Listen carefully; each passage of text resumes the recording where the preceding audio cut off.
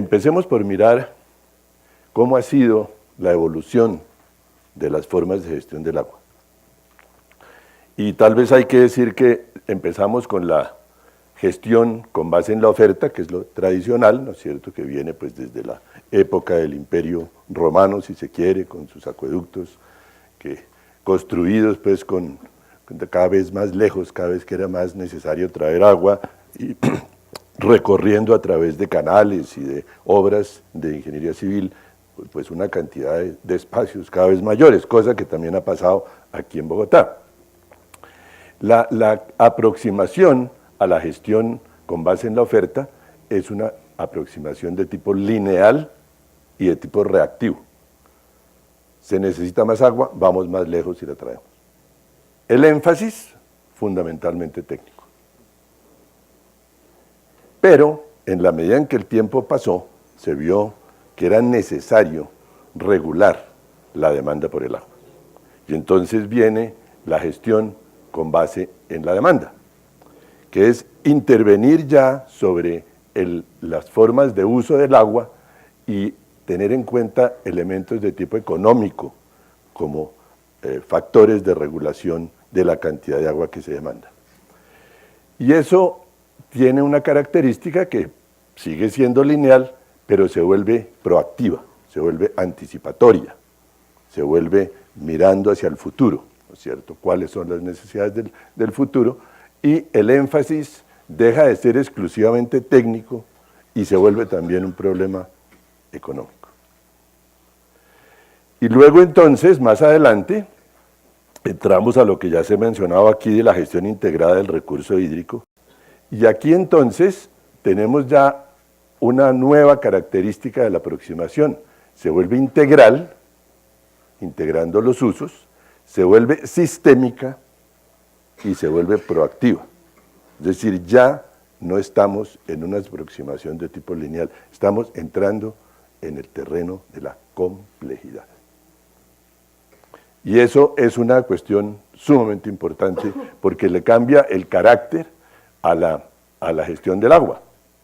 Se vuelve participativa y tiene ya un componente político, un componente técnico y naturalmente también un componente económico. Es decir, que se vuelve mucho más integradora y mucho más compleja.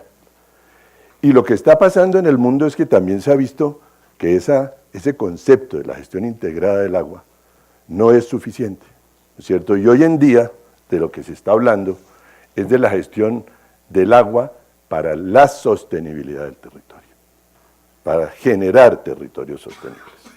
Es decir, hemos evolucionado desde el concepto en que la oferta de agua era un problema exclusivamente técnico de ingeniería, a volverlo un problema sociopolítico y económico, ¿cierto? Y eso quiere decir que se ha vuelto mucho más complejo el tema de la gestión del agua.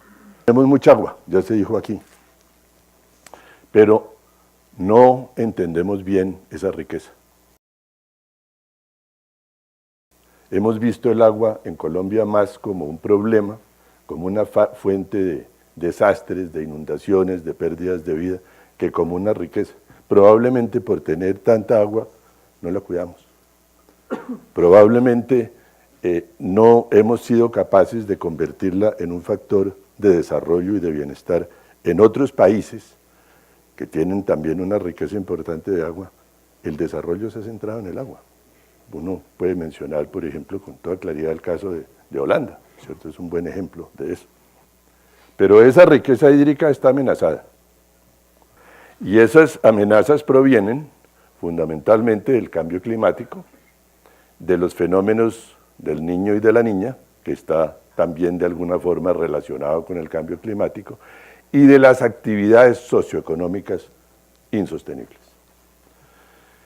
Y aquí hay un elemento fundamental, que es el de la incertidumbre. Yo creo que es fundamental tener estas variables en el pot. Tenemos que entender que los determinantes ambientales que deben establecer las corporaciones autónomas regionales son esenciales para formular los POTS. y que eso de la formulación de los POTS va más allá del sabor urbano que tienen hoy y que tienen que entender el territorio como una unidad con una componente urbana y una componente rural interdependientes y relacionadas. Si no es así, nos estamos equivocando, nos hemos venido equivocando desde que se creó, desde que salió la ley 388, nos hemos venido equivocando. Esta gráfica lo que nos muestra es que tenemos que cambiar. Si nosotros seguimos haciendo lo que hemos venido haciendo, que corresponde a una situación diferente, vamos al deterioro y a la insostenibilidad. Tenemos que apuntarles hacia los territorios sostenibles y el desarrollo sostenible. La diferencia que hay entre el desarrollo sostenible y los territorios sostenibles. Porque es que lo que ha probado el estado del planeta es que el concepto del desarrollo sostenible es insuficiente. Porque cada día que pasa, el planeta está peor. Los indicadores ambientales están peores. En la atmósfera, en el mar, en los bosques, en todo. Y entonces ha surgido un nuevo concepto, que es el de los territorios sostenibles, que es lo que yo estoy trabajando ahora y tratando de divulgar ese nuevo concepto, que parte de una idea, que es que dice que para que una actividad cualquiera, una actividad socioeconómica, un desarrollo urbano, sea sostenible, el territorio donde se aloja esa actividad tiene que ser sostenible. Y esa sostenibilidad implica pues una cantidad de cosas, mucho más, ¿no es cierto?, que van más allá de lo que se llama y se entiende como la sostenibilidad financiera, o la sostenibilidad ecológica, o la sostenibilidad social, separadas. Tenemos que empezar a pensar en el cambio de chip para poder trabajar buscando el desarrollo sustentable y los territorios sostenibles. No podemos seguir haciendo lo mismo. El escenario y la situación es otra. Aprovechemos el potencial que tiene el agua para llegar allá. Y nos ofrece unas características importantes el agua. Primero, pues, es esencial para la vida, esto es muy obvio. Es el funcionamiento es el eje del funcionamiento de los ecosistemas y del desarrollo. Apoya la equidad, puede apoyar la equidad y la calidad de la vida. Transforma la geografía y el paisaje, también. Pensemos en el proyecto de Chingaza, ¿cierto? Genera poder económico, genera poder político y también es una fuente de riesgos. Es decir, que el agua es un eje determinante para los usos del suelo, para el ordenamiento del territorio y para el logro de la sostenibilidad territorial. No se puede, no se debe permitir un desarrollo de cualquier tipo en un sitio que carezca de agua y llevarle el agua después hasta allá. Eso es una gravísima equivocación que hacemos todos los días, en todos los municipios. Y yo creo que eso no debe seguir pasando.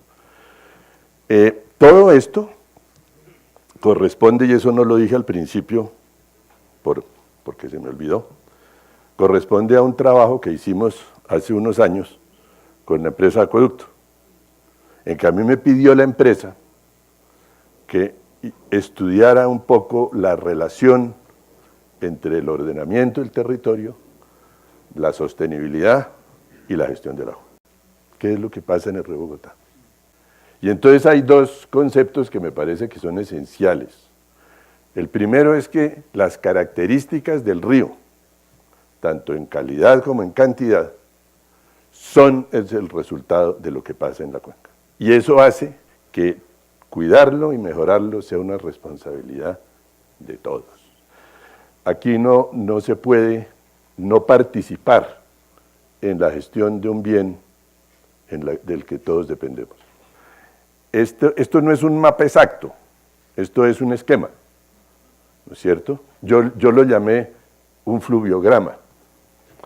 Y con base en una información de unas campañas que hizo la Universidad Nacional, dibujamos estos gráficos, ¿no es cierto? Y encontramos cosas muy interesantes.